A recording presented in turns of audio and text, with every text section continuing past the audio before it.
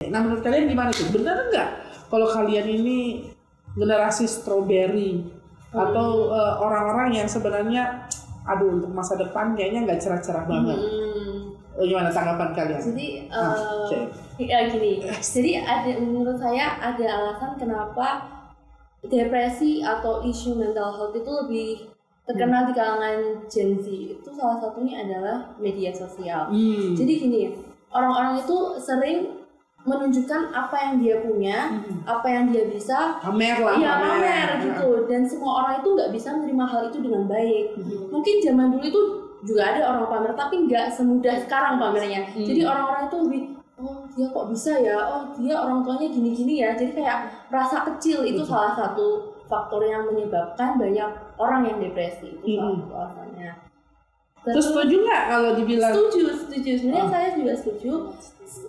Awal-awalnya saya juga gampang kayak merasa ciut, tapi semakin saya tumbuh, saya sadar kalau sesuatu yang mereka punya itu nggak bisa membuat saya merasa rendah. Kalau saya pengen seperti itu, ya saya harus berusaha. Memang nggak segampang mereka dapatnya, tapi itu yang membuat saya sadar kalau aku harus bekerja lebih keras lagi supaya bisa seperti mereka. Gitu. Berarti ini bicara juga pengaruh dunia luar ya, dan media sosial yang menopang segala kompetisi itu terjadi, kemudian merusak kondisi mental kita ya. Karena siapa sih yang pengen dibandingkan? Jadi dibandingkan. Siapa ya? Lalu kemudian kalau kita sudah sadar tentang hal tersebut, kita jadi kayak ya namanya media sosial, tempatnya pamer, nggak mungkin kan kita share yang buruk-buruk di sana, pasti share yang bagus-bagus. Foto aja berkali-kali kita foto, paling yang diupload cuma satu, yang paling bagus, padahal kepalanya miring semua sama tuh, angle-nya paling beda berapa aja derajat, kemudian ini nggak bagus, ini nggak bagus, harus presisi dan lain sebagainya. Oke, baik, nanti kita bahas soal itu. Nah, kalau kamu gimana? Sepakat nggak? Kalau menurut saya sepakat aja, karena gini, untuk ulangan kemarin, saya merasa kayak teman-teman tidak ada goals buat mencapai nilai mereka, karena maaf aja kayak ada yang nyepet atau apa kayak karena mereka nggak ada goals, akhirnya mereka kayak nggak kepikiran nanti aku mau gimana selanjutnya, karena mereka udah berpacu sama apa yang mereka contek itu, jadi nggak punya kayak persiapan buat belajar atau apapun. Sedangkan kalau menurut saya itu penting banget ya, karena kita di sini aja kita bisa malas-malasan, tapi di luar nanti kita bakalan bisa lebih lagi, bakalan lebih ke dunia yang sesungguhnya lah, karena kita nggak ngerti kan itu dunia sekolah masih biasa, tapi kalau dunia kerja ada lah yang kayak yang nggak suka atau apa, sedangkan kita ya kalau kita nggak punya pendirian, nggak punya persiapan, pasti bakal susah. Ya, karena ketika kita nggak punya goals, memang ada yang bilang ya, ada beberapa buku yang kemudian bilang untuk mempermudah hidup, Atomic Habits itu ya, dia bicara soal nggak usah pikirkan tujuannya, tapi pikirkan prosesnya. Tapi bukan berarti nggak ada tujuan, tetap punya tujuan. Siapa yang kalau belajar nggak punya tujuan apa-apa, pasti kan punya tujuan, setidaknya dapat ilmu untuk dirinya, untuk pengembangan diri. Nah, ketika kita nggak pasang target-target itu dengan jelas, akhirnya tadi nanti juga lulus, nyontek nggak apa-apa, yang penting selesai tugasnya. Padahal nggak mikir bahwa kedepannya hidup model apa yang mau dibangun kalau kemudian generasi kita seperti ini. Karena tantangan ke depan kan banyak. Kalau dulu cita-cita kami di zaman kami, kita nggak terlalu jauh sebenarnya generasinya dibandingkan baby boomers pasti ya, atau generasi alpha dan lain sebagainya ya, kan X, Y, Z gitu-gitu. Tapi kemudian di zaman kami dulu itu cita-cita nggak sebanyak sekarang. Paling pendeta, dokter, pilot, polisi, tentara itu standar. Kalau sekarang kan anak-anak sekarang ditanya, apalagi kalian pelayan PA kan, kalau nanya adik-adik PA tuh udah banyak banget. Nggak pengennya dancer. Tapi orang tua kemudian kan, mau hidup pakai apa kalau dancer? Padahal sekarang banyak. Yang penting bagus. Nah itu kemudian jadi kompleks ya persoalan. Betul. Pengen jadi yang berbeda, tapi kemudian bisa hidup dari itu atau enggak? Bisa sebenarnya, tapi harus jadi yang paling baik. Iya betul. Nah kalau kita nggak latih dari sekarang, nanti besok-besok bisa dibayangkan robot gantikan kita. Iya. Kita sekarang mau ngapa-ngapain, tapi memang bahas AI lagi lah ya. Ini banyak nih kita bahas kemana-mana lah ya. Aku baru episode berapa lah. Tapi di bagian ketika ini soal agency. Kalau teman-teman ada yang nonton drakor agency, kalian lagi nonton Oke, ada drakor judulnya Agency di Netflix. Itu bagian-bagian awal itu kan mereka itu perusahaan iklan. Jadi mereka harus bikin kata-kata mujarab terkait dengan iklan. Lalu ada bagian promo yang kemudian membuat mereka menang. Kalau tim ini menang karena sebenarnya pemahaman bicara soal digitalisasi, orang tuh semua lagi ini era digital, ini 4.0, 5.0 dan lain sebagainya. Tapi mereka menang kelompok itu, dan itu menggelitik aku ya. Dia bilang bahwa ini era masyarakat. Mau teknologi secanggih apapun, tetap yang ngatur kan kita masyarakatnya. Meskipun memang kalau kita nggak sadar, kita kemudian nggak mengembangkan diri, semua sudah diatur oleh mesin dan teknologi, jadinya terbalik teknologi yang ngatur kita. Tapi poin itu penting, seperti yang ya kita ngobrol-ngobrol seperti ini ya, bahwa sebenarnya kalau kita nggak berusaha semaksimal dan seoptimal mungkin, semua itu yang akan gantikan kita atau ngatur kita. Tapi kalau kita punya keunikan, pokoknya teknologi secanggih apapun enggak, kita punya sentuhan. Dan manusia punya kelebihan itu ya, sentuhan, relasi, kehangatan. Itu yang nggak bisa digantikan dengan teknologi-teknologi canggih. Nah, kira-kira kalian kalau misalnya berhadapan dengan teman-teman lain yang tadi teman-teman bilang tuh soal banyak yang nggak punya goal, sementara kalian berdua kan terlihat sekali nih punya target. Waktu komitmen untuk mau CD aja, mau jadi apa pelayan PA dilaksanakan kan gitu ya. Beruntung nih kayaknya nih setidaknya ada sesuatu. Udah mulai belum kelas bahasa Inggrisnya? Belum. Nanti lah ya ke depan. Diusahakan ya. Betul. Dan beruntungnya juga GPIB Ebenezer Blitar kali ini karena kalian masih di kelas 2 SMA. Iya, masih setahun lagi aja. Masih setahun lagi. Karena ada beberapa yang kemudian setelah CD langsung pergi ya gitu.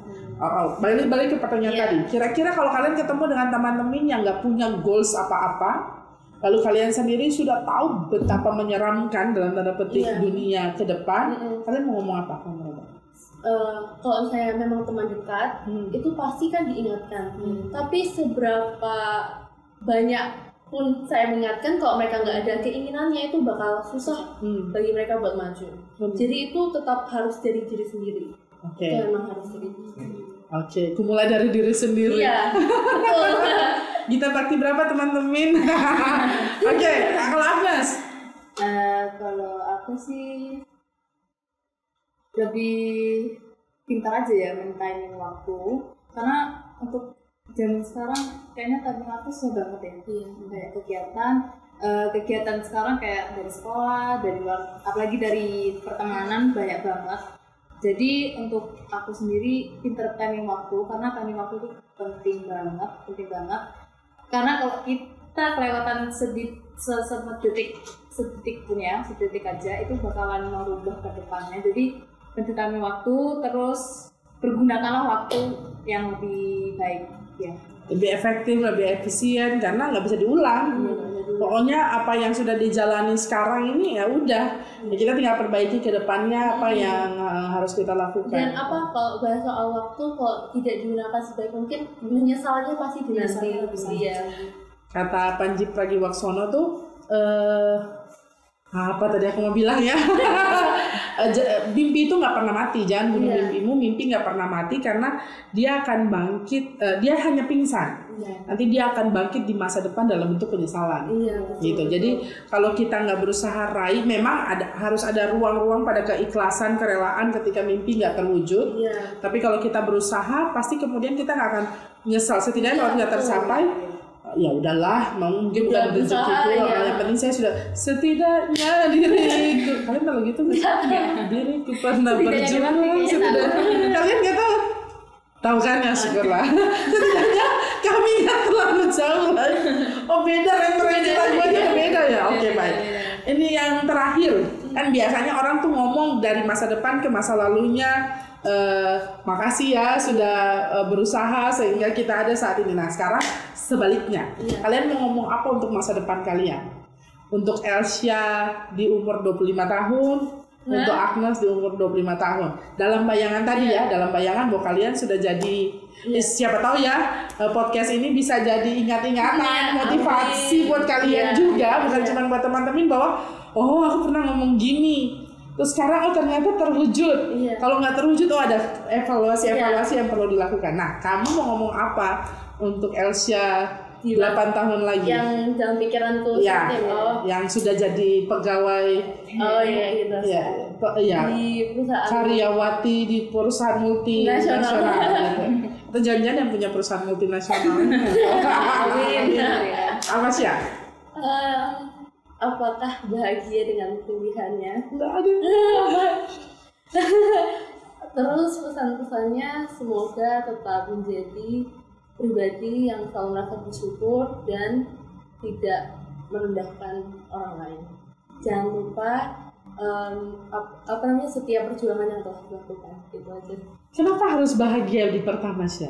Karena kebanyakan orang pengen gini, tapi ujung-ujungnya ternyata nggak bahagia. Itu sering seperti itu. Betul.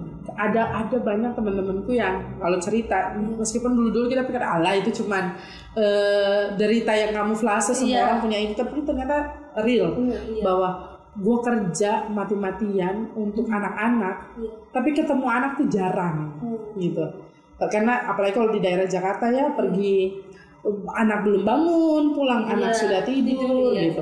Nah makanya kebahagiaan juga penting. Mungkin ya siapa tahu sudah menikah, atau mungkin kalau belum pun setidaknya kita bisa tahu bahwa ya saya jalanin ini sesuai apa yang jadi mimpi, dan karena itu kesulitan apapun nggak membuat saya untuk nggak bahagia dan menyesal. Aku dulu gitu, umur 5 tahun cita-cita jadi pendeta, umur 25 tahun jadi pendeta, 20 tahun berikutnya lah kemudian bisa meraih mimpi itu. Nah, makanya sekarang kemudian ngerasa bahwa kalau misalnya kadang-kadang ngeluh atau apa gitu, ya lu yang pengen jadi pendeta kok, nikmatin aja.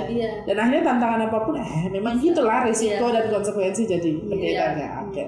Itu ya teman-teman. Nah sekarang Agnes ngomong apa sama Agnes Marito? Kalau aku sendiri sih, aku pasti bakal kalau tercapai nggak tercapai dengan diri sendiri, karena untuk mencapai apa yang aku inginkan itu tidak mudah, banyak tantangannya, dan juga semoga apa yang aku capai ini dapat buat manfaat untuk kalian masyarakat semua. Jadi mau bilang makasih ya gitu. I'm so proud of you. Kamu sama cermin nanti. Lalu mudah-mudahan gak cuma bermanfaat bagi diri tapi bagi orang lain juga. Gitu deh teman-teman. Gini rasanya ngomong sama Gen Z ya.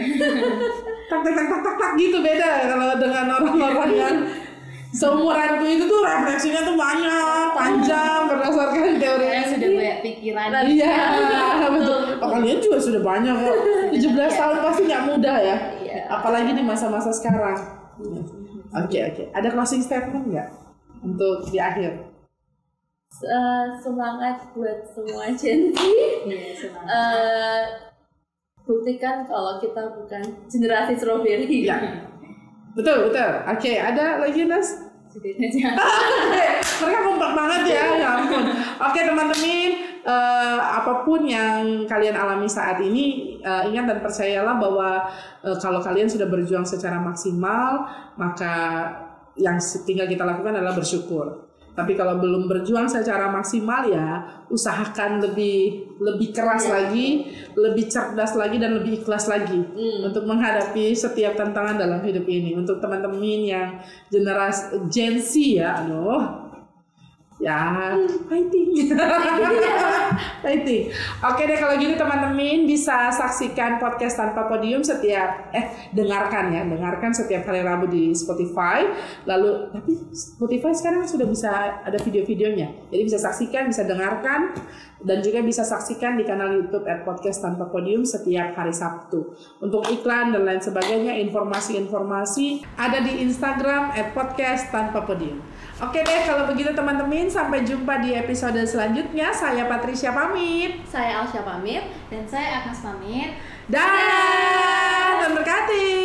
God bless you.